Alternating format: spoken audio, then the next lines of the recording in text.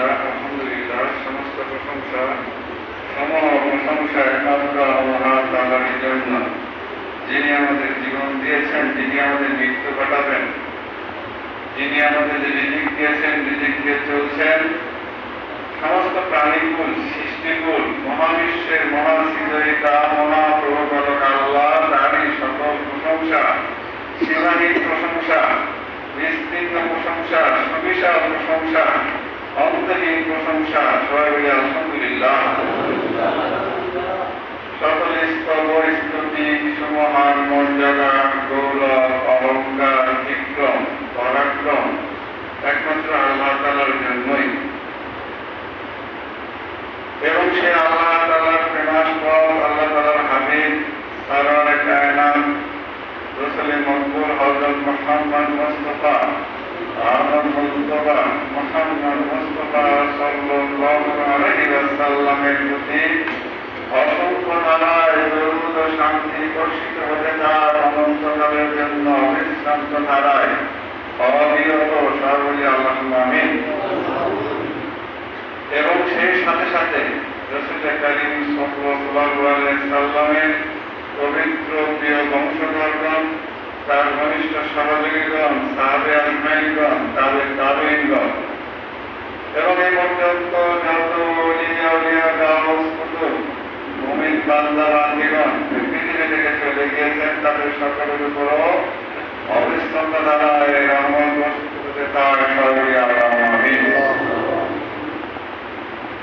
এবং সেই শান্তির ধারার সাথে আল্লাহ পাক দয়া করে যাতে আমাদেরকে, আমাদের স্ত্রী সন্তান, পরিবার পরিজন, বন্ধু স্বজন সকলকে যাতে আল্লাহ পাক দয়া করে ক্ষমা করেন, সবাই আল্লাহুম্মা আমিন। এবং আজকের এই মজলিস, আজকের জিকিরের মজলিস, আল্লাহ পাকের সন্তুষ্টির জন্য আমাদের যে সমাগম, সমবেত অংশ, আমাদের সমাবেশ, এই সমাবেশকে কেন্দ্র করে আমাদের সকল আয়োজন উদ্যোগ যাতে আল্লাহ পাক দয়া করে কবুল করে নেন, আবারও বলি আল্লাহুম্মা আমিন।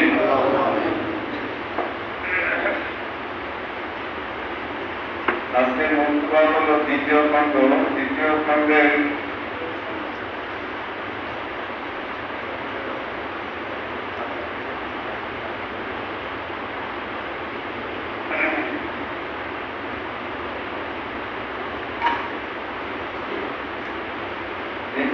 হচ্ছে 113 নম্বর বক্তব্য, 93 নম্বর বক্তব্য। মোল্লা মাসুম কাবুলির নিকট উপদেশ প্রদান করিয়া লিখিতেছেন, আল্লাহ তাআলা আমাদিগকে শরীয়তের সরল পথে সুদৃঢ় রাখিয়া নিজের দিকে পূর্ণরূপে আকৃষ্ট করিয়া দেন। আশা করি শান্তি ও আকর্ষণ সমূহ এবং বিভিন্ন বস্তুর প্রতি লক্ষ্য যাহা বাহ্যিকভাবে প্রাবল্য লাভ করিয়াছে তাহা আর্থিক সম্বন্ধে কোনো ব্যাঘাত ঘটাইতে পারিবে না। তথাপি সাবধান থাকিবেন যে এরূপ না হয় যেন বাহ্যিক চিন্তার মহত্ব অন্তঃকরণে প্রবিষ্ট হইয়া আল্লাহ প্রাপ্তি হইতে বিরত রাখে। দুনিয়া এবং তাহাতে যাহা কিছু আছে তাহা এরূপ মূল্যবান নহে যে অতি মূল্যবান জীবন ব্যয় করিয়া অবঞ্চিত হয়। সাবধান হন, খরগোশের মতো কতদিন আর ঘুমাইবেন। তব গৃহবাস তব কারাগার, সম্পদ সম্মান আদি বিপদ তোমার। মৃত্যুর পূর্বে যদি কিছু উপার্জন করিয়া লওয়া যায় তবে রক্ষা, অন্যথায় সর্বনাশ, আরো সর্বনাশ। বাতিনি সব অর্থাৎ আর্থিক পাঠ মূল্যবান জানিয়া যাহা কিছুই তাহার প্রতিবন্ধক হয় তাহাকে শত্রু হওয়া উচিত। আল্লাহ তোমায় বিনে যতই সুন্দর যাই হোক তার অতি অপকৃষ্টতর। যদ্যপি হোক না কেন মিষ্টান্ন ভোজন, তথাপি জানিবে উহা অপরাণ খনন। বাহকের প্রতি সন্তান পৌঁছানি কর্তব্য। আসসালাম। তবে তব গৃহবাস তব কারাগার, সম্পদ সম্মান আদি বিপদ তোমার। আল্লাহ তোমায় বিনে যতই সুন্দর যাই হোক তার অতি অপকৃষ্টতর। মাসুম কাবলের নিকট উপদেশ প্রদান করব। উপদেশ প্রদানের জন্য এই মন্তব্যটি লিখেছেন শায়েখ আহমদ ফারুকী সেই হিন্দি রহমতুল্লাহ, যিনি 1000 বছরের মুজাদ্দিদ ইসলামী শায়েখ আহমদ ফারুকী সেই হিন্দি রহমতুল্লাহ।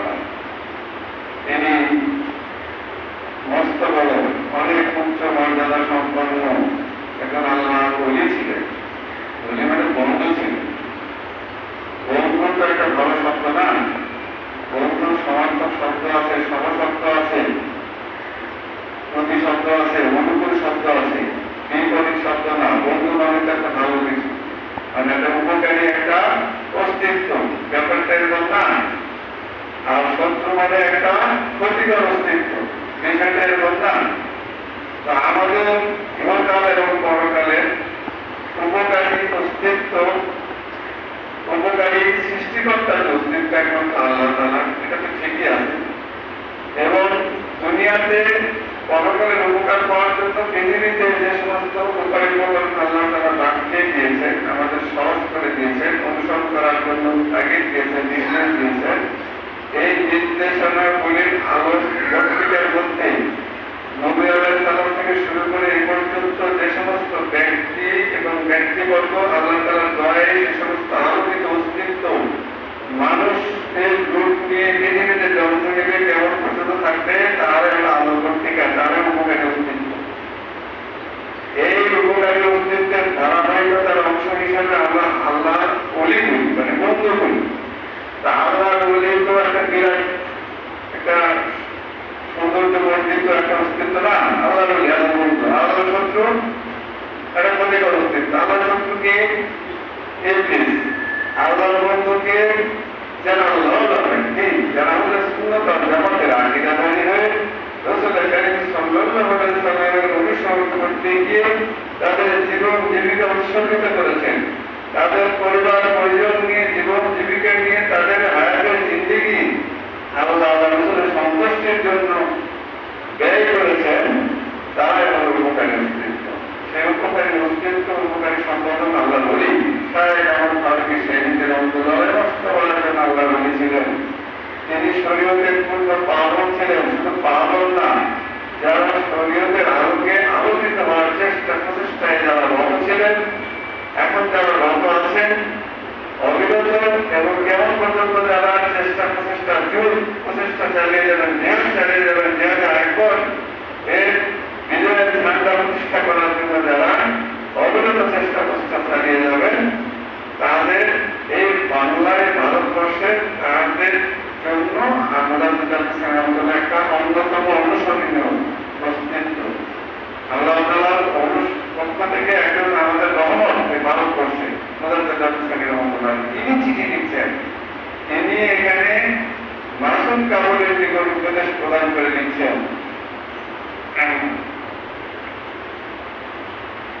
যে আত্মিক সম্পদের কোনো ব্যাঘাত ঘটাইতে পারবে না। আশা করি বাহ্যিক শান্তি আকর্ষণ সমূহ এবং বিভিন্ন বস্তুর প্রতি লক্ষ্য যা বাহ্যিকভাবে প্রাবল্য লাভ করিয়াছে। আল্লাহ তাআলা কোরআনুল কারীমে বলে গিয়েছেন যে তোমরা ভেতর এবং বাহিরে দুই দিক দিয়ে ইসলামে প্রবেশ করো। ভেতর এবং বাহিরে মানে আমাদের পবিত্রতার বিষয় হলো দুইটা বিষয়। আমাদের শারীরিক শরীরের যে ইবাদত বন্দেগী আল্লাহ তাআলা বন্দেগী করতে বলেছেন, বন্দেগী করতে গেলে কিন্তু আমাদের পবিত্র হওয়ার প্রশ্ন আসে, প্রসঙ্গ আসে। এখন এই পবিত্র হওয়ার প্রসঙ্গ একটা ভেতর দিক থেকে একটা বাইরের দিক। এখন ভেতরের দিক দিয়ে যদি আমরা অত্যন্ত পবিত্র থাকি, অন্তরের দিক দিয়ে আমাদের হৃদয়টা যদি সংগঠিত করি, হৃদয়টা যদি প্রশস্ত করতে পারি, আল্লাহ তাআলার ভয় যথাযথ স্নানে অনুকূলে আমাদের অন্ত যদি মুক্ত প্রশস্ত করে রাখতে পারি, হৃদয় যদি কোনো পবিত্র হয়, তাহলে আমাদের বাহ্যিক শরীরটা পবিত্র হবে। কারণ হচ্ছে আল্লাহ পাক বলেছেন যে রাসূলের অনুসরণ করলো সে আল্লাহরই আনুগত্য করলো। এখন রাসূলের পাক সাল্লাল্লাহু আলাইহি ওয়াসাল্লামের অনুসরণ করতে গিয়ে তাকে রাসূলের কথাই শুনতে হবে নাকি? তার কথা শুনতে হবে না? কি শুনতে হবে? তিনি বলে দিয়েছেন যে সমস্ত শরীরের মধ্যে একটি গোস্তের টুকরো আছে, যে গোস্তের টুকরোটি ঠিক হয়ে গেলে সমস্ত শরীরটা ঠিক হয়ে যায়, অর্থাৎ সুস্থ হয়ে যায়, পবিত্র হয়ে যায়। আর যদি সেই গোস্তের টুকরোটি যদি বেশি হয়, অসুস্থ হয়, জীর্ণ হয়, শীর্ণ হয়, তাহলে সমস্ত শরীরটাই অসুস্থ হয়ে যায়, অপবিত্র হয়ে যায়। সাবধান, জেনে রাখো গোস্তের টুকরোটির নাম হচ্ছে দল। এখন রাসূল করিম সাল্লাল্লাহু আলাইহি ওয়াসাল্লামের যে হাদিস, তার যে বচন, তার যে কথন আমাদের উপকারের জন্য আল্লাহর নির্দেশের আলোকে তিনি বলে দিয়েছেন যে গোস্তের টুকরোটি পবিত্র করতে হবে। তাহলে গোস্তের টুকরোর সংবাদ আমরা যদি না পাই, এখানে বলেছেন যে বাহকের কাজ সংবাদ পৌঁছানো। শেষে বলছেন যে বাহকের প্রতি সংবাদ পৌঁছানোই কর্তব্য। মানে আমরা সংবাদ পৌঁছাবো। এখন এই সংবাদটা আপনারা নিলেন কি নিলেন না, নিবেন কি নিবেন না, এই সংবাদের আলোকে আপনাকে আপনার দিন ধর্ম, আপনার জীবন জীবিকা সাজিয়ে গুছিয়ে নিবেন কি নিবেন না, সেটা আপনার বিষয়। আসলে হেদায়েতের মালিক তো আল্লাহ না, আমরা শুধু সংবাদ পৌঁছাবো। এখন এই যে সংবাদটাকে পৌঁছানো হচ্ছে যে কর্মের সংবাদ, এই ভিতরটা যদি ঠিক হয়ে যায়, তাহলে বাইরের দিকের যে অপকারিতা, ক্ষতিকর বিষয়গুলো, বাইরের চিন্তাগুলো, পৃথিবীর ক্ষতিকর বিষয়গুলো প্রভাব ফেলবে না। যদি অন্তর পরিশুদ্ধ থাকে, আল্লাহর সামনে আলোকিত হয়, তাহলে বাইরের ইয়েটা খুব একটা ক্ষতিকর হবে না, এখানে বলা হচ্ছে। আর যদি অন্তর পরিশুদ্ধ পবিত্র না হয়, বাতিনি সবক যদি আলোকিত না হয়, বাতিনি সবক মানে স্তর, আমার স্থান, অবস্থান, এই অবস্থানটা যদি আমার নিরবিচ্ছিন্ন আল্লাহর নূরে নূরান্বিত না হয়, তাহলে পৃথিবীর ক্ষতিকর দিকগুলো আমার মধ্যে বসবে। আর যদি বাতিনি সবক নূরে নূরান্বিত হয়, আল্লাহর নূরে নূরান্বিত হয়, তাহলে আমার বাইরের যে পৃথিবীর যে সমস্ত ক্ষতিকর বিষয়গুলো খুব একটা প্রভাব ফেলতে পারবে না। আল্লাহ পাক কোরআনুল কারীমে বলে দিয়েছেন যে কাল কিয়ামতের দিনে ধন সম্পদ, সন্তান সন্ততি কোনো কাজে আসবে না, কাজে আসবে সলিম কল, অর্থাৎ পরিশুদ্ধ কল, প্রশান্ত কল কাজে আসবে। তাহলে কি আমরা কোরআনুল কারীমের আয়াতের ব্যাখ্যাটা নিতে হবে? অবশ্যই সুন্নাত জামাতের আকীদা অনুযায়ী এবং মুকাবালাকে দিতে হবে। এটার উপর বিপরীত অর্থ দিতে হবে না। যেরকম যদি এই আয়াতের অর্থ নিয়ে যদি আমরা বৈরাগ্য প্রথার সংলগ্ন হই, আমরা যদি পৃথিবীর সমস্ত কাজকর্ম ছেড়ে দেই, উপার্জনের উপায় উপকরণ ছেড়ে দেই, রাসূল করিম সাল্লাল্লাহু আলাইহি ওয়াসাল্লামের সুন্নাত ছেড়ে দেই, সুন্নতের সাহাবা ছেড়ে দেই, সুন্নতের মুরশিদ ছেড়ে দেই, সুন্নতের ওলি আল্লাহ ছেড়ে দেই, সুন্নতের রাসূল ছেড়ে দেই, সুন্নতের নবী আল্লাহ সাল্লাম ছেড়ে দেই, তাহলে তো হলো না। হলো নাকি? কারণ হচ্ছে আল্লাহ পাক কোরআনুল কারীমে বলেই দিয়েছেন যে আমি মানুষকে শ্রম নির্ভর করে সৃষ্টি করেছি। কি মেহনত নির্ভর, শ্রম নির্ভর। সকল কিছুর মালিকই আল্লাহ, রিজিকদাতা আল্লাহ। অবশ্যই আল্লাহ তাআলা রিজিকের মালিক, কিন্তু আল্লাহ তাআলাকে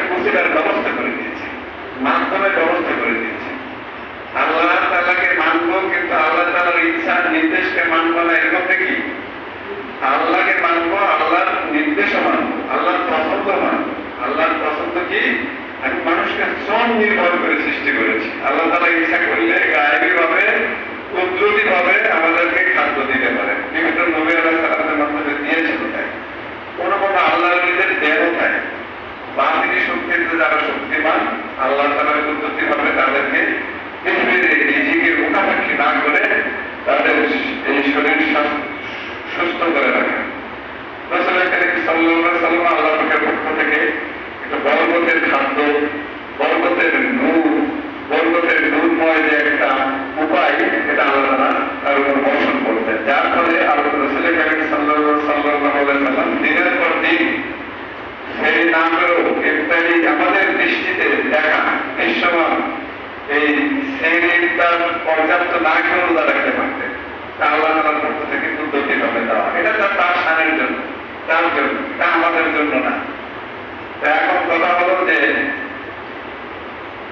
কাল কিয়ামতের দিনে শরীর কম ছাড়া কোনো কাজে আসবে না, কিন্তু পৃথিবীতে তাহলে আমাদের ধন সম্পদের দিকে আমরা ছুটি কেন, সন্তান সন্ততি থেকে ছুটি কেন? এটা অন্তত অন্যভাবে দিলে হবে না। সন্তান সন্ততিও আমাদের উপকারে আসবে, ধন সম্পদের উপকারে আসবে যদি আল্লাহ রাসূলের সন্তুষ্টির নিয়তে পরিশুদ্ধ করে যদি এই সমস্ত বিষয়ের সাথে আমার দায়িত্ব কর্তব্যগুলো সংরক্ষণ রাখি, তাহলে এগুলো কালকে আমাদের দিনে কাজে আসবে। কারণ শরীর কর্ম হওয়ার জন্য বান্দার হক আদায় একটা গুরুত্বপূর্ণ বিষয়। আল্লাহর হক আদায় করতে হবে, বান্দার হক আদায়, সৃষ্টিগুলোর হক আদায় করতে হবে। শরীর কর্ম যদি হয়, শরীর কর্ম যদি সংরক্ষণ থাকে, নিরবিচ্ছিন্ন থাকে, প্রশান্ত কর্ম, তাহলে আমাদের অন্যান্য হকগুলো আদায় হবে, এটি স্বাভাবিক ধরে নিতে হবে। যেরকম নামাজ সকল ফায়সা কাজ থেকে আমাদেরকে বিরত রাখে, কিন্তু আমরা নামাজও পড়ি ফায়সা কাজে, শুধু তাই ঘুষো খাই, বিভিন্ন হুকুম আমরা থেকে গাফেল থেকে, তার মানে আমাদের বুঝতে হবে নামাজটা হয়, নামাজের মতো হতে হবে, রোজের কল সহজে। যাই হোক, পৃথিবীতে আমাদের এই আলো বাতাস মাটি আগুন পানি সন্তান সন্ততি এগুলো কাজে আসবে। রাসূল কারীম সাল্লাল্লাহু আলাইহি ওয়াসাল্লামের নির্দেশ অনুযায়ী যদি এই সমস্ত সৃষ্টিগুলোর সাথে আমরা আচরণ গুলো সংরক্ষণ রাখি ওই পছন্দ অনুযায়ী আল্লাহ রাসূলের সন্তুষ্টির জন্য, তাহলে আমাদের এই ধন সম্পদ সন্তান সন্ততি কালকে আমাদের দিনে কাজে আসবে। কিয়ামতের দিনে কাজে আসবে না। এখানে আমরা যে কতটুকু এই দায়িত্বগুলো পালন করছি সেইটাই আল্লাহ তাআলার দরবারে সঞ্চিত হচ্ছে, কলবে সঞ্চিত হচ্ছে, সেটা কালকে আমাদের কাজে আসবে। মরে যাওয়া মরার কোনো কাজে আসবে না, বিষয়টাই। পৃথিবীতে যে যতদিন বেঁচে থাকবো ততদিন আমাদের দায়িত্ব কর্তব্যগুলো কিভাবে পালন করছি এগুলো সঞ্চয় হবে, জমা করছি, সেগুলো কালকে আমাদের মারা যাওয়ার পরে কাজে আসবে না, কিন্তু পৃথিবীতে কাজে আসবে। এখন হাদিস শরীফে এসেছে যে পৃথিবী হলো চাষাবাদ ক্ষেত্র, পরকালের চাষাবাদ ক্ষেত্র। আমরা পৃথিবীতে চাষাবাদ করি উপকারের জন্য, ফসল খেয়ে বিক্রি করে ফসল উৎপাদন এবং বিপণনের যে বিনিময় প্রথার মধ্যে আমরা পড়ে এটা থেকে উপকার পাই। উপকার পাওয়ার জন্য আমরা চাষাবাদ করি, চাষাবাদের জন্য জমিও লাগে না, একটা আবহাওয়া, অনুকূল আবহাওয়া লাগে, একটা উর্বর মাটি লাগে। অনুর্বর মাটিতে কি ফসল উৎপন্ন হয়?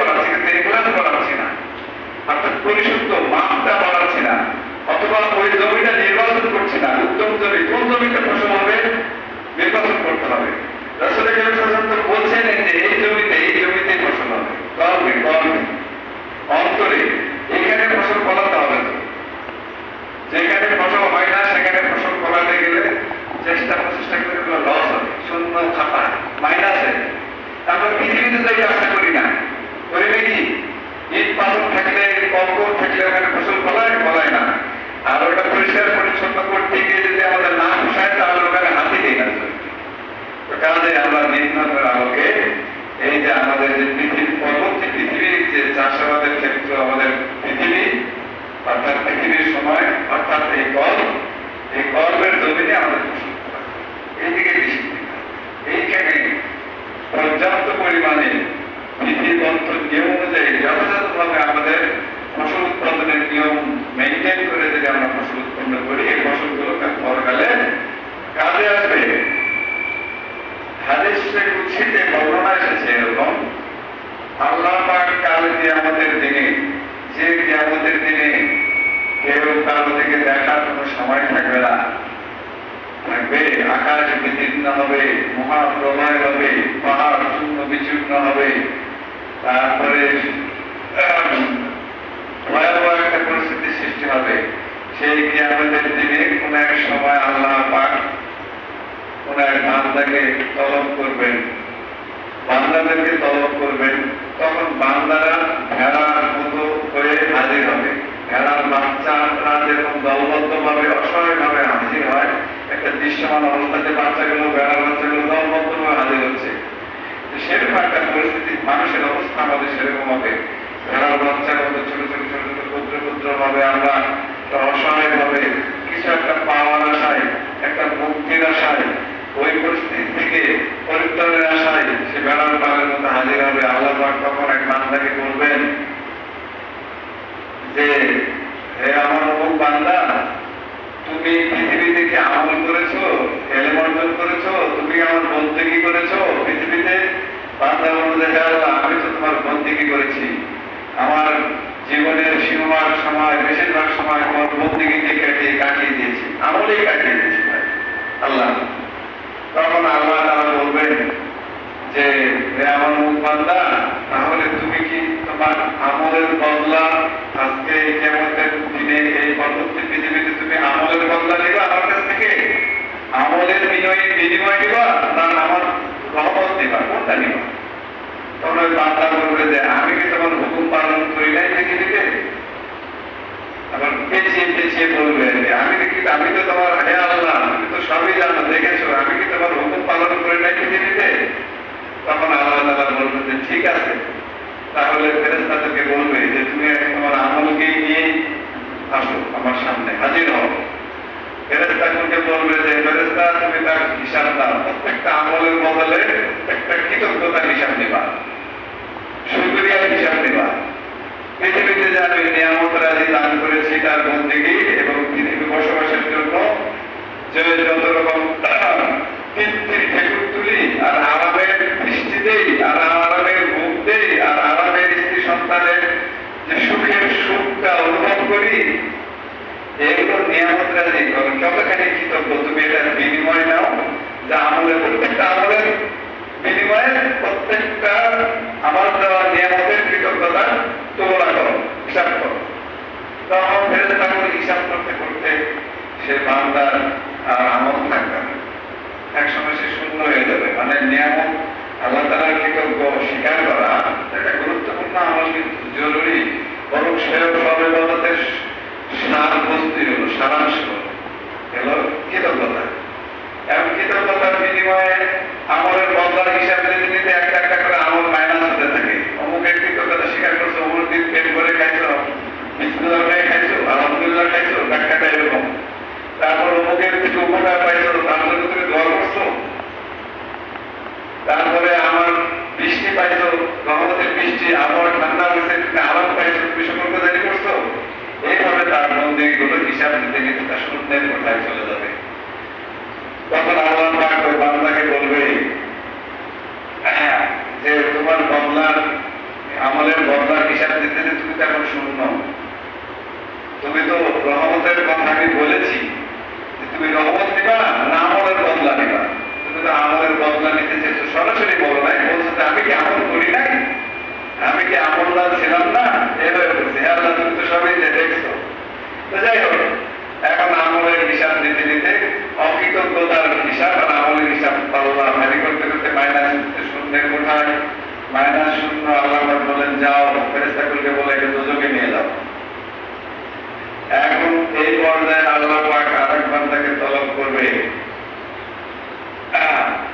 দোজখে নিয়ে যাও বলবে। এই পর্যায়ে আমার ব্যাখ্যাটা এরকম, তখন উনি সমর্থন হবে, এক পর্যায়ে উনি দমন হবে, আল্লাহ আমি আর বদলা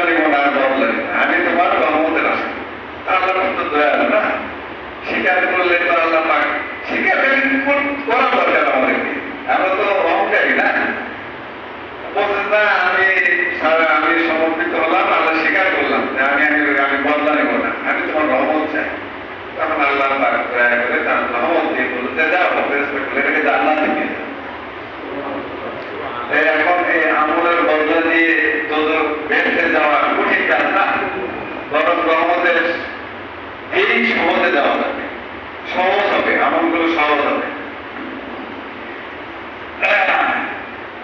এখন আরেক বান্দাকে আল্লাহ তাআলা কবুল করবেন, ওই বান্দা হলো নেককার বান্দা, অনেক আমল। তখন ওই বান্দাকে আল্লাহ তাআলা বলবেন যে তুমি কি পৃথিবীতে আমল করেছো? অনেক নেক আমল। হ্যাঁ, আমি আমল করেছি। তাহলে তুমি পৃথিবীতে কি আমার বন্ধুর সঙ্গে কি বন্ধুত্ব করেছো? আমার নিয়ামত রাজে কি কৃতজ্ঞ হয়েছো? অথবা আমার বন্ধুদের সাথে তুমি কি বন্ধুত্ব পোষণ করেছো? তাহলে বান্দা বলবে যে হে আল্লাহ, আমি তো পৃথিবীতে মানুষের সঙ্গে মেলামেশা পছন্দ করি না। আমি পছন্দ করি না যে আমার শত্রু তৈরি হোক। আমি এটা পছন্দ করি না যে আমার শত্রু তৈরি হোক। এর জন্য মানুষের সাথে আমি বেশি মেলামেশা করিনি, শুধু আমল করেছি। তো শত্রু তৈরি হোক এটা আমি চাই না, এজন্য আমি মানুষের সাথে মেলামেশা করি না। আল্লাহ তাআলা বলবো কি আর উত্তর দিল কি? তখন আল্লাহ তাআলা বলবেন যে তুমি কি আমার শত্রুর সঙ্গে শত্রুতা পোষণ করেছো পৃথিবীতে? তখন ওই বান্দা বলবে যে আমি তো পৃথিবীতে শত্রু তৈরি হোক এটা আমি চাই না, আমি শুধু আমল নিয়ে ব্যস্ত ছিলাম। তখন আল্লাহ পাক বলবেন যে যাও, তুমি দোজখী। কারণ হচ্ছে হাদিসে কুদসিতে বর্ণনা, আল্লাহ পাক বলছেন যে আমার বন্ধুর সঙ্গে বন্ধুত্ব করবে এবং আমার শত্রুর সঙ্গে শত্রুতা করবে। আমার বন্ধুর সঙ্গে বন্ধুত্ব করলো কিন্তু আমার শত্রুর সঙ্গে শত্রুতা করলো না, তাহলে তো ওটা হলো না, ওটা তো মুনাফিকি হলো। এখন উনি বন্ধুর সঙ্গে বন্ধুত্ব করলো ঠিকই, কিন্তু ইবলীসের সাথে শত্রুতা করলো না।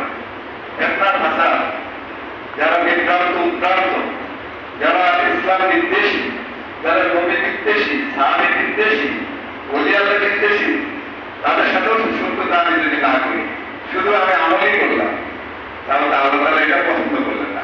দোজখে অনেক আমলদার, এবং এমন আমলদার যে ভাবটা বোঝালো যে সে নিরপেক্ষ। আসলে নিরপেক্ষ বলে কিছু আছে নাকি পৃথিবীতে? বলেন তো, কোন না কোন পক্ষ আমরা। কেউ যদি বলে যে আমরা নিরপেক্ষ সত্তাগত ভাবে, হ্যাঁ, মৌলিক ভাবে বলে, কথাটা তো ভুল। কোন না কোন পক্ষ অবলম্বন করি, হয় সত্যে নাহলে মিথ্যা, হয় মুনাফিকি নাহলে বিভ্রান্তি, হয় উদাসীনতা নাহলে অপারগতা, আর নয় গাফিলিয়াতে। কোন না কোন অজ্ঞতার পক্ষ তো আমরা নেই, জানি না, তাও আমাদের পক্ষে যুক্তি দেখায়। অথবা মূর্খতা, কোনো পক্ষ নেই।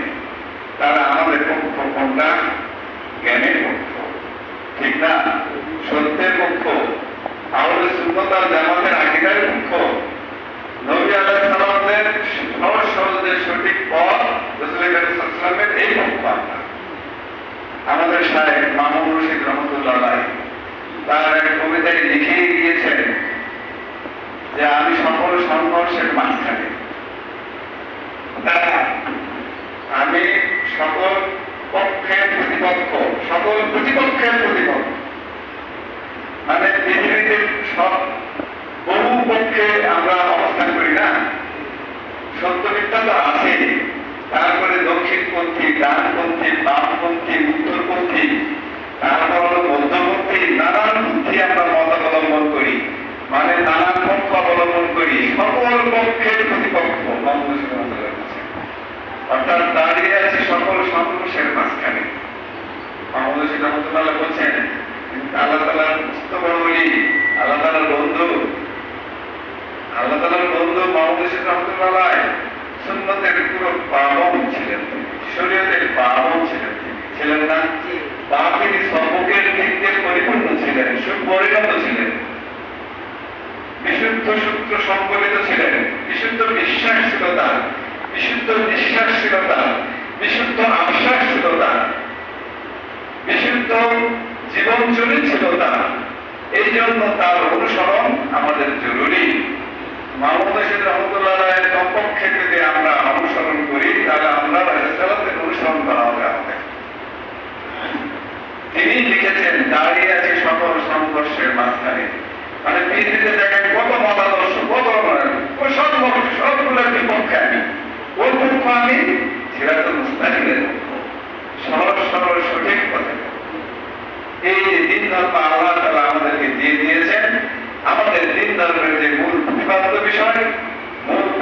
ইসলামের যে ভিত্তি লা ইলাহা ইল্লাল্লাহু মুহাম্মাদুর রাসূলুল্লাহ সাল্লাল্লাহু আলাইহি ওয়াসাল্লাম, এইটার পক্ষ আমরা। এটার বাইরে যত পক্ষ আছে, প্রতিপক্ষ আছে, সকলের বিপক্ষে আমরা। এখন হাদিস শরীফে বর্ণনা আছে যে এইখানে বলছেন যে পৃথিবীর প্রশক্তি, এটা এই হাদিসটা আছে যে পৃথিবীর প্রশক্তি সকল হলো ধ্বংসের মূল, সকল গুনাহের মূল, বুদ্ধ দুনিয়া। পৃথিবীর প্রশক্তি মানে পৃথিবীর প্রতি বেশি আসক্তি। পৃথিবীর যে আসক্তি, এটা তো একটা পরিমাণ মতো হতে হবে না। রাসূল করিম সাল্লাল্লাহু আলাইহি ওয়াসাল্লাম আল্লাহ তাআলার যে নূর, সেই নূরটা আমাদের অনুসরণে সহজ করার জন্য এই আগুনটাকে মাটি বাতাস দিয়ে পৃথিবীকে পাঠিয়েছেন। তার নিঃশ্বাস, তার প্রশ্বাস, তার আশ্বাস, তার জীবন চরিত্র তো পবিত্র এবং সুরক্ষিত, মাহফুজ। তিনি নূর এবং মাটি দুটোই। মাটি কি জন্য? আমরা যে মাটি না হলে তো মাটির অনুসরণ করা যায় না সহজে, দৃশ্যমান। এই জন্য আমাদের সহজের জন্য মাটি দিয়ে দিয়েছেন শরীর, কিন্তু মূলত তিনি নূর। এখন দেখেন হাদিস শরীফে আছে যে আল্লাহ পাক বলেছেন, হাদিসে কুদসির বর্ণনা, যে আচ্ছা বৃদ্ধ লোকদের প্রতি মায়া মমতা মানুষের জন্মায় না? এক শিশু, এক বৃদ্ধ, এইটা হলো নিঃস্বার্থ মায়া মমতা। আর যৌবনকালের মায়া মমতা কোনো না কোনো একটা অনুভূতি আছে, কোনো কারণ একটা আকর্ষণ থাকে। এই আকর্ষণের মধ্যে উত্তর পবিত্র মায়া মমতা বের করে আনা খুব কঠিন কাজ, জটিল বিষয়। কিন্তু এক বৃদ্ধের প্রতি আর শিশুর প্রতি মায়া মমতা একটা অটোমেটিক আসে, এখানে ভেজাল কম থাকে।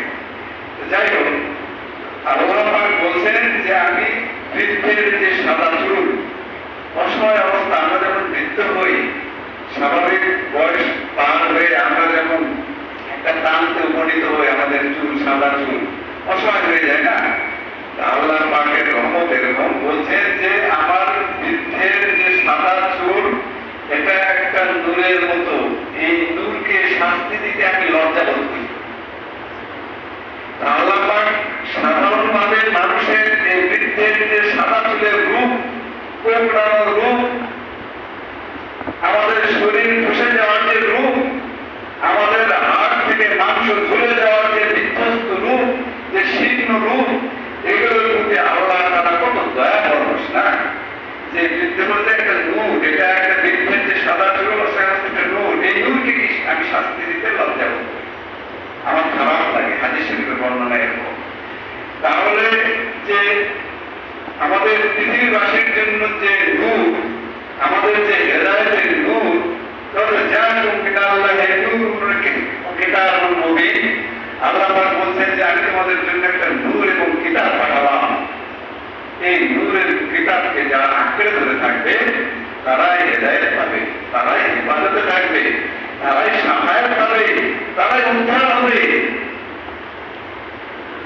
সেই রাসূলুল্লাহ সাল্লাল্লাহু আলাইহি ওয়াসাল্লাম সুসজ্জিত, সুরক্ষিত নূর, এই নূরের অস্তিত্ব সম্পর্কে আমাদের চিন্তা চেতনা খারাপ রাখা যাবে না। যাবে নাকি?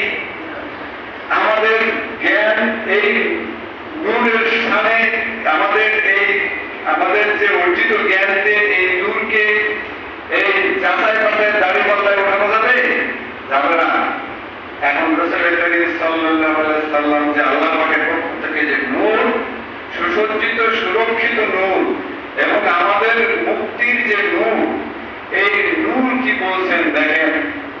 রাসূল করিম সাল্লাল্লাহু আলাইহি ওয়াসাল্লাম বলছেন যে আহলে বায়াত নূর নবীর কিস্তি তুল্য, আহলে বায়াত নূর নবীর নৌকা তুল্য, আহলে বায়াত নূহ নবী তার উদ্ধারের বাহন তুল্য।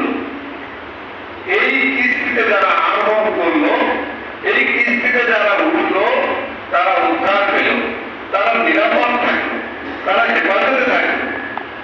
আর যারা উঠলো না, তারা বিধ্বস্ত হল। তাহলে এখন আমাদের এই সমস্ত চিন্তা চেতনা ধারণাগুলো আমাদের দিতে হবে কিনা? রাসূলুল্লাহ সাল্লাল্লাহু আলাইহি ওয়াসাল্লাম বলছেন যে আহলে বায়াত হলো নূহ নবীর কিস্তি তুল্য। নূহ নবী আলাইহিস সালামের সময়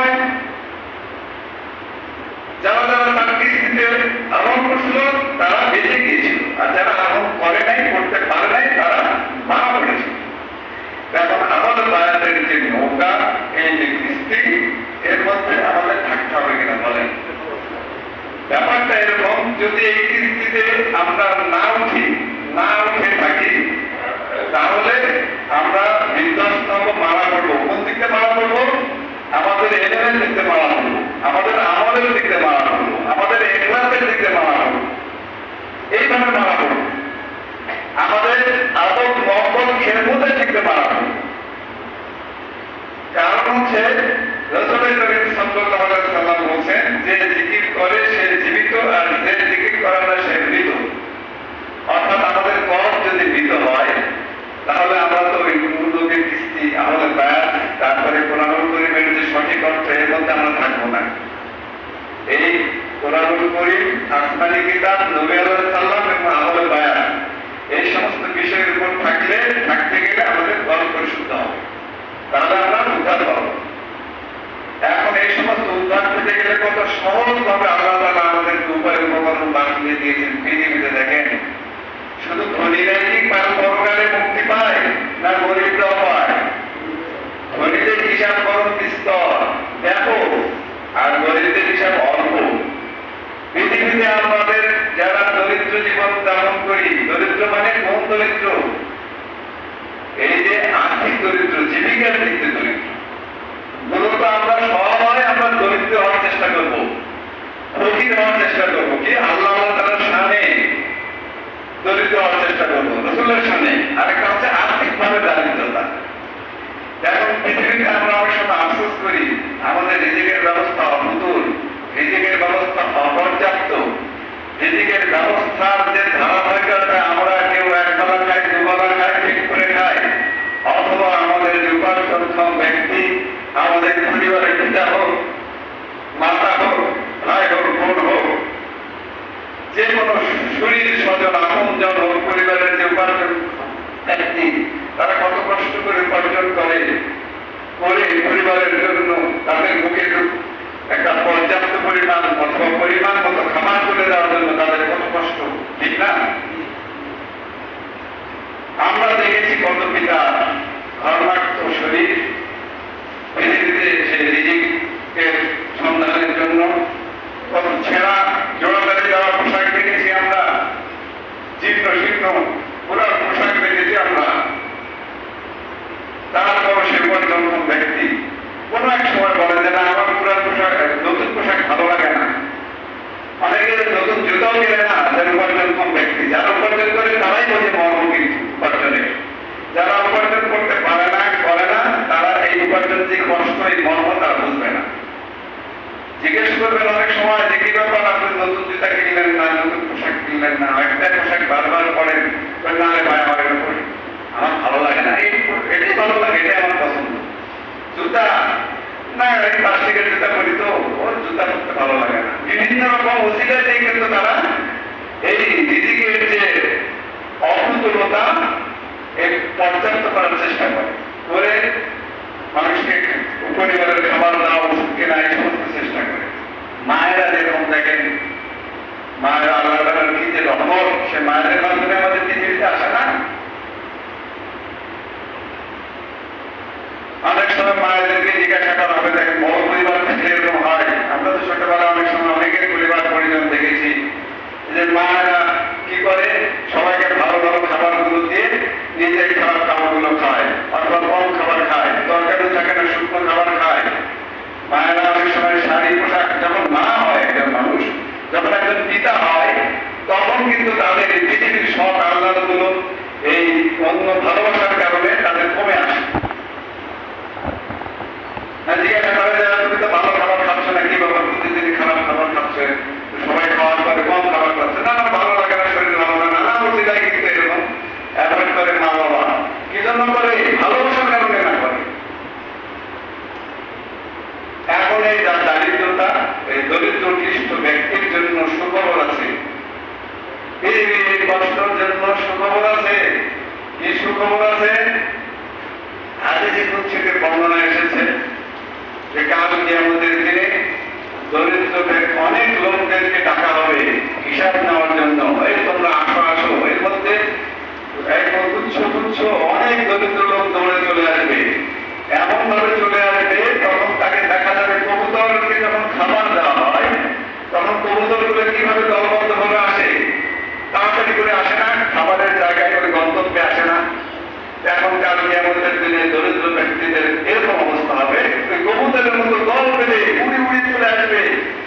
ওই ভয়াবহ অবস্থা থেকে পরিত্রাণ পাওয়ার জন্য একটু নূরের সন্ধান পাইল, মানে আল্লাহ তাআলা ক্ষমা করবেন। ক্ষমার যে নূর, ক্রোধের যে নূর, নূর তো বিভিন্ন ধরনের হয়, রাগের নূর আছে, ক্রোধের আছে, রাগের নূর, রহমতের নূর, হেফাজতের নূর, রিজিকের নূর, সবকিছুরই মূল অস্তিত্বের মধ্যে নূর। এখন রহমতের নূর যখন টের পাবে, অর্থাৎ কবুতর যখন খাবারের দিয়ে তখন দৌড় মারে যায়, এই দরিদ্র পৃষ্ঠ ব্যক্তিরা যাই যাই করে উঠে পড়ে লেগে দৌড় দিবে, একদম কবুতরের মতো মনে হবে ছোট ছোট। তখন ব্যাখ্যাটা এরকম হাদিস শরীফে দৌড় মানে কি হাজির হবে আল্লাহ তাআলার সামনে। আল্লাহ তাআলা তখন ওই দরিদ্র ব্যক্তিদের বলবে, এখন এখন তোমাদের হিসাব হাজির করো, তোমাদের হিসাব দাও, পৃথিবীর হিসাব দাও। পৃথিবীতে তোমরা কি করেছো, তোমাদের কি কি কাজ আছে, কি সামান আছে, উন্মুক্ত করো, নিয়ে দাও আমার কাছে। তখন দরিদ্র ব্যক্তিরা বলবেন যে পরওয়ারদিগার আল্লাহ, আমাদের কাছে তো কিছুই নাই, পৃথিবীর তো কিছুই ছিল না। এই পরওয়ারদিগার আল্লাহ, তুমি কি আমাদেরকে পৃথিবীতে কিছু দিয়েছো যার জন্য আমরা হিসাব দিতে পারবো? আমাদের তো কোনো সামানই দেওয়া নাই, কোনো গচ্ছিত জায়গায় কোনো সক্ষমতাই দেওয়া নাই, আমাদের সহদাই দেওয়া নাই, আমাদের পৃথিবীতে কিছুই দেওয়া নাই। কি হিসাব দেবো আল্লাহ তোমার কাছে? আমাদের পৃথিবীতে তখন কিছুই দেওয়া হয় আল্লাহ। আমরা পৃথিবীতে গিয়েছি, জন্মের পরে কষ্ট করেছি, ঘাম ঝরাইছি, একমাত্র খাদ্যের জন্য সময় ব্যয় করছি, বাকি সময় ঘুমাইছি। পৃথিবীর কোথায় কি সুখের অনুভব হচ্ছে, আমাদের কিছুই দেখার সুযোগ থাকে। আমাকে আল্লাহ তুমি তো পৃথিবীতে আমাকে দেওয়া নাই কিছু, যে হিসাবটা দিব থেকে। আল্লাহ পাক দয়া করে এই কবুতরের মতো উড়ে আসা সেই কাঙ্ক্ষিত, সেই তৃপ্তির জন্য পিপাসাক্ত এই সমস্ত দরিদ্র কৃষ্ণ বাংলাদের মধ্যে, যাও তোমাদেরকে আমি জান্নাতি করে দিলাম, তোমাদের তো কোনো কিছুই নেই না, কি হিসাব দিব তোমার? যারা আর্থিকভাবে সচ্ছল, পৃথিবীতে সচ্ছলতা অবলম্বন করছেন, পূর্বের প্রজন্মে করেছেন, পৃথিবী সৃষ্টির পর থেকে এখন যারা করছেন, আর্থিকভাবে সচ্ছলতা অবলম্বন করছেন, সক্ষমতা অবলম্বন করছেন, আল্লাহ পাকের দয়ায় এমন পর্যন্ত যারা করবেন, তাদের হিসাব আছে, হিসাব দিতে হবে বিস্তর। কিন্তু ওই সচ্ছলতা যারা অবলম্বন করছেন, করবেন, করেছেন, কেমন পর্যন্ত করবেন? তারা যদি আল্লাহ রাসূলের সন্তুষ্টির জন্য এই সচ্ছলতা অবলম্বনের শুকরগুজারি করে, কৃতজ্ঞ হয়, তাদের হিসাবও সহজ হবে। সময় লাগবে, কিন্তু তাদের হিসাবও সহজ হবে। কিভাবে সহজ হবে?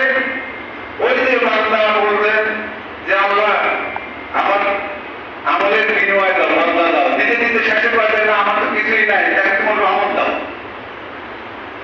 এই জন্য যারা এই সচ্ছলতা অবলম্বন করছি, প্রত্যেকটা বিষয়ে যাকাত দেব যদি সক্ষমতা অনুযায়ী, তারপরে অন্যান্য যে সমস্ত গরিব মানুষের উপর হক আছে সে সমস্ত দান খয়রাত করব এবং শুকরগুজারি করব। তাহলে আমরা আল্লাহ তাআলার রহমত পাবো, ওই রহমত পেলার উদ্ধার।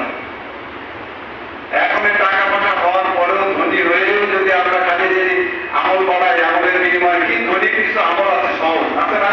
হক আছে, জাকাত আছে, দান খয়রাত করা, এটা ধনী ব্যক্তি না। এই আমলের দিকে শুধু নজর দিলে হবে না, আল্লাহ তাআলার রহমতের দিকে নজর দিতে। আল্লাহ পাক দয়া করে আমাদেরকে ওই রকম সক্ষমতা বলতে তো কিছু নাই, আমাদের ভদ্রপ্রায় হৃদয়ে আল্লাহ তাআলার সাহায্য প্রার্থী হয়ে সারাক্ষণ সর্বক্ষণ, প্রতিক্ষণ, প্রতিদিন, প্রতি সপ্তাহে, প্রতি মাসে, 365 দিন, কয়েক বছর, কয়েক যুগ, অর্থাৎ হায়াতের জিন্দেগিতে সবসময় যাতে আমরা ভগ্ন হৃদয় হয়ে আল্লাহ পাকের কাছে সাহায্য প্রার্থী হয়ে যদি চলতে পারি, সবাই বলি আল্লাহুম্মা আমিন। আল্লাহ পাক দয়া করে আমাদেরকে দেন। এই বক্তব্যে বলা হচ্ছে, একটা হাদিস আছে যে মুমিন বান্দাগণের জন্য পৃথিবী হলো কারাগার সদৃশ। পৃথিবীতে যারা কারাবরণ করে, পৃথিবীতে যারা কয়েদ হয়, পৃথিবীতে যারা কয়েদি হয়, পৃথিবীতে যারা কারাবরণ করে যে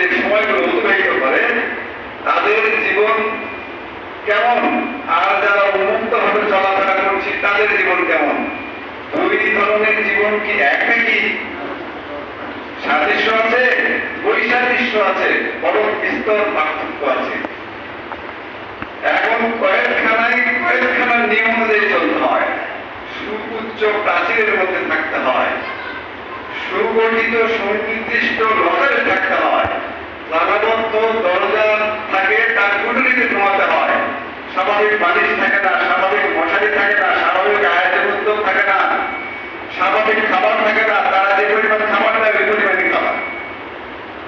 অথবা স্বাভাবিকভাবে বের হয়ে এসে এই পৃথিবীর আলো মুক্ত বাতাস, পৃথিবীর পরিবার পরিজনের যে সম্পর্কের যে সুখানুভূতি, এগুলো বিনিময় করা যায় না, তাই নাকি? কারাগারের জীবন একটা কষ্টের জীবন, নিয়ম অনুযায়ী চলতে হয়। এই পৃথিবী, এই বক্তব্যে এই একটা পঙ্ক্তিতে বলা আছে কারাগারের কথা। তো পৃথিবীতে মুমিন বান্দাদের জীবনের কারাগার। যদি আমরা আল্লাহ পাকের আদেশ নিষেধ, রাসূল করিম সাল্লাল্লাহু আলাইহি ওয়াসাল্লামের সুন্নাত অনুযায়ী যদি আমরা চলি, তাহলে নিশ্চয়ই কিছু আদেশ আসবে, কিছু নিষেধ আসবে, আসবে না? হারাম আসবে, হালাল আসবে, আসবে না? পরহেজগারি আসবে, আসবে না? তাকওয়াগিরি আসবে, আসবে না? তাহলে এই পৃথিবীর যে জীবন চালাতে গিয়ে যে কিছু কিছু আদেশ পালন করবো, কিছু নিষেধ পালন করবো, তার মানে আমরা ইচ্ছা মতো স্বাধীন হতে পারবো না। তারপরে কি গরুর ঘুমাইছিলেন, মহিষের ঘুমায়, এখন ওই গরু মহিষ পৃথিবীতে ছেড়ে দেওয়া হয় অনেক সময় ঘাস খাওয়ার জন্য, খাবে না? তাদের ঘাস ফসল হোক আর ঘাস হোক, তারা কি পার্থক্য বোঝে যে ওটা ফসল, ওটা ধানের গাছ আর এটা ঘাসের জাত প্রজাত তো একই, দেখতে তো একই, তাদের দৃষ্টিতে একই। তাদের দৃষ্টি মানে তাদের দল পরিশুদ্ধ না, পবিত্র না, মনুষ্য কম না, যে কোনটা খাওয়া যাবে কোনটা খাওয়া যাবে না। এই জন্য আমরা সাধারণত অনেক সময় ঘুমাই দিয়ে ছেড়ে দিই, হাল হওয়ার পরে, চাষাবাদ হওয়ার পরে ঘুমাই দিয়ে দল বাঁধে ছাড়ে দিয়ে দাঁড়িয়ে যায়, নিজের গন্তব্যে চলে যায়, ঘুমাই থাকা অবস্থায় অন্যের ফসল খেতে পারে না। এখন আমাদেরকে এই সিরাতুল মুস্তাকিম সহজ সরল সঠিক পথ কোরআন হাদিস এবং আহলে বায়ান, কোরআন হাদিস আহলে বায়ান, এগুলো ঘুমাই। এই ঘুমাইটা যদি আমরা মুখে নেই, আমাদের হৃদয়ে নেই, তাহলে আমাদের হৃদয় অপবিত্র হবে না। ওই অপবিত্র জায়গায় হৃদয়ের যে ইন্দ্রিয়ের যে দিক দিয়ে যে ফসল, ওটা খাবে না, মনের দিক দিয়ে মন খারাপ হবে না, মন অপবিত্র হবে না। আর মুখে লাগাইলে আমাদের জবানগুলো কন্ট্রোল থাকবে, নিয়ন্ত্রণ থাকবে। আমাদের জবান নিয়ন্ত্রণ থাকা জরুরি না? অবচল বেফাস কথাবার্তা বললে, খারাপ কথা বললে, তারপর দিন ধর্মের বিপরীতে সাংঘর্ষিক কথা বললে, তাহলে কি হবে? মুশকিল হবে না? আমরা উদ্ধার পাবো? তা আমাদের এই ঘুমাইটা হলো আমাদের সুন্নাত ওয়াল জামাতের আকীদা, তাহলে সুন্নাত ওয়াল জামাতের পথ কোরআন হাদিস রিসালাত আহলে বায়াতের ধারাবাহিকতা। শুধু আহলে বায়াত না, আহলে বায়াতের ধারাবাহিকতা।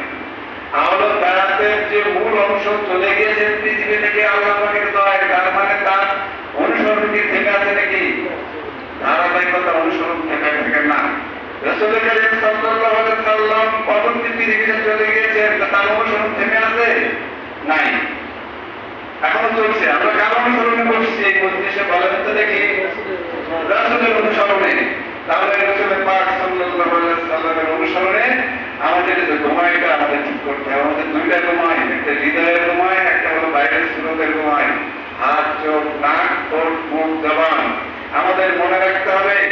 আমাদের মুখ থেকে একটা কথা যদি বের হয়ে যায়, ওই কথাটা কিন্তু আর হৃদয়ে ঢুকানো যাবে না। ওই কথা কথায় থাকলে ওইটা হিসাব হবে। টুথপেস্ট থেকে যদি টিউব থেকে টুথপেস্ট চিপতে বের করি, ওই টুথপেস্টটাকে আবার ঢুকানো যায়? ওয়ান টাইম কিন্তু একবারে বের হয়ে যায়। পৃথিবীতে আমরা এসেছি ওয়ান টাইম, একবারে আর আসবো না। আসবো নাকি? এরকম কোন নিয়ম আছে? আল্লাহ পাকের পক্ষ থেকে কোনো বর্ণনা পেয়েছি যারা এটার সাথে সমন্বিত কোনো ব্যক্তিবর্গ নবী আলাইহিস সালাম ওলি আল্লাহগণ এরকম বর্ণনা করেছেন যে আমাদের পুনরায় পৃথিবীতে আসবো না।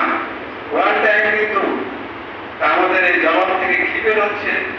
দিন ধর্মের আলোতে হোক, পরিবার আয়োজন হোক, এটা খেয়াল করতে হবে। একবার বের হয়ে গেলে ওটা ফিরে আসবে না। কাজ আলাদা।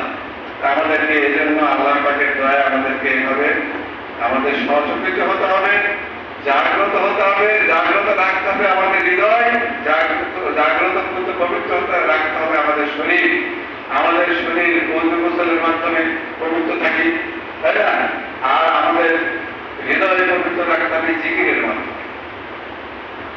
আল্লাহ তাআলার জিকিরে যদি আমাদের এই কল যদি করি সবসময় জারি রেখে আল্লাহ তাআলার জিকির দায়ী রাখি, জিকির আল্লাহ পাক কোরআন কারীমে বলেই দিয়েছেন, "অসবিসমিল্লাহি রাব্বিকা তাওয়াক্কালিল্লাহি তাওয়াক্কালা", তুমি আল্লাহর নামে জিকির করো, তুমি আল্লাহর নামে স্মরণ করো, তাতে মগ্ন থাকো। এখানে মনের কথা বলা হচ্ছে না, মন থেকে মগ্ন থেকে মন না। আল্লাহ পাক কোরআন কারীমে আরেক জায়গায় বলে দিয়েছেন, আমি গরু, জিন এবং মানুষকে সৃষ্টি করেছি, তাদেরকে হৃদয় দিয়েছি, তারা উপলব্ধি করে না, তাদের চোখ দিয়েছি, তারা দেখে না, তাদের কান দিয়েছি, তারা শোনে না। আমাদের চোখ কান হৃদয় দিয়েছে কিনা? দিয়েছে, কিন্তু আমাদের ওই হৃদয় উপলব্ধি করি না, যে হৃদয় আল্লাহ রাসূল পছন্দ করে। আমাদের চোখ দিয়েছে, ওই চোখে আমরা দেখি না যে আল্লাহ রাসূল যে চোখ দিয়ে আমাদের দেখতে বলেছেন, মুক্তির উপায় খুঁজতে বলেছেন, মুক্তির দৃশ্য দেখতে বলেছেন। আমাদের কান দিয়েছে ঠিকই, কিন্তু ওই কান আমরা শুনি না, যে কানে শুনলে আমরা উদ্ধার পাবো, যে কানে যে শব্দ, যে উচ্চারণ, যে উপকরণ, কোরআন হাদিস, আওলাদ মায়া, নবী আলাইহিস সালামের প্রেম, আকীদা, তারপরে ফিকহ শাস্ত্র, আহলুস সুন্নাত ওয়াল জামাতের আকীদা, ইলম আমলের ক্লাস, আদব মোহাম্মদ খেদমত, এগুলো আমাদের কানে প্রবেশ করায় না। এজন্য আমরা উদ্ধার পাই। এজন্য আল্লাহ পাক বলেন যে আমি বহু জিন ও মানুষকে সৃষ্টি করেছি, যাদের চোখ দিয়েছি তারা দেখে না, যাদের কান দিয়েছি তারা শোনে না, যাদের হৃদয় দিয়েছি তারা উপলব্ধি করে না। এরা পশুর নেই। এখন আমরা আমাদের হৃদয় কি পশু নাকি? কিন্তু পশুর মতো হবো যদি আমরা বিধি নিষেধ না মানি। আমাদের বাতিল সবক, এখানে বলা হচ্ছে বাতিল সবক যার যত পরিপক্ক, সে তত আকমল হবে, মকবুল হবে, সে তত হেফাজতে থাকবে, সে তত সুরক্ষিত থাকবে, সে তত আল্লাহ তাআলার রহমত পাবে।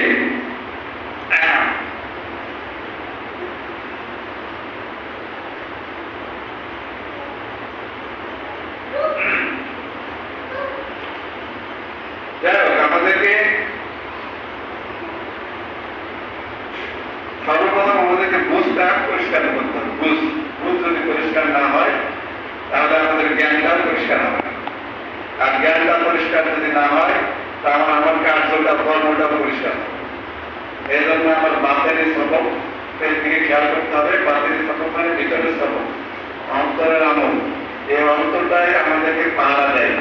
বহুবার আপনারা জানেন হয়তো এরকম যে এই কর্ম হলো আমাদের দিনদারির পাহারাদার, আমাদের আমল এখন সব কিছুরই দিনদারির পাহারাদার। বলছেন যে কর্ম পরিশুদ্ধ হলে সব কিছু পবিত্র, তাহলে আমাদের সব কিছুর পাহারাদার কর। পৃথিবীতে আমরা যদি কোনো অঙ্গে মাল রাখি, কোনো জায়গায় আমাদের উপকারী সম্পদ রাখি, পাহারাদার নিযুক্ত করি প্রয়োজনে, প্রেক্ষাপট অনুযায়ী সেই পাহারাদার সেই মালটা পাহারা দেয়, যাতে মালটা খোয়া না যায়। এরকম ঠিক কিনা? এরকম তো। এখন ওই পাহারাদার যদি মৃত থাকে, মনে করেন যে 10টা পাহারাদার মৃত রাখছি, স্টেট ব্যাংক দিয়ে পোশাক আশাক সব করাই গোলামের চারিদিকে সবাই রাখছে, ওই মাল পাহারা হবে? কারণ কি? পাহারাদারটা মৃত। জীবন্ত পাহারাদার রাখতে হবে। তা আমাদের দিন ধর্মের সমস্ত হুকুম আহকাম গুলো পাহারাদার মূল হল পাহারা দেবে। নমস্কার পাহারা দেবে পরে, নমস্কার পাহারা দেবে বাধ্য হয়ে, তবে হুকুম শুনে তারপর নমস পাহারা দেবে। নমস্কার ধ্বংস হয় না, নমস্কার না হবে। যার উপরে আলোচনায় যাওয়ার সুযোগ আজকে সময় কম। এই কল পরিশুদ্ধ হলে সবকিছু পরিশুদ্ধ হবে। এই কলটা যদি মৃত হয়, রাসূলুল্লাহ সাল্লাল্লাহু আলাইহি ওয়াসাল্লাম বলছেন যে যে জিকির করে না সে হলো মৃত। এখন এই কল যাতে জীবন্ত থাকে এই চেষ্টা করতে হবে না, তাহলে তো আমার আমল এগুলো পাহারা সমর্থ থাকবে ওই গন্তব্য পর্যন্ত। আর যদি কল মৃত থাকে তাহলে আমরা মাল বঞ্চিত রাখবো ঠিকই, আমল করবো, এলেন করবো, সব করবো, চুরিয়ে যাবো, ঠেকাইতে পারেন। নিয়মিত দেয়, বিধি দেয়, বিধান দেয়। আল্লাহ পাক দয়া করে আমাদেরকে সবাইকে পরিষ্কার বুঝ দেওয়ার তৌফিক দান করুন।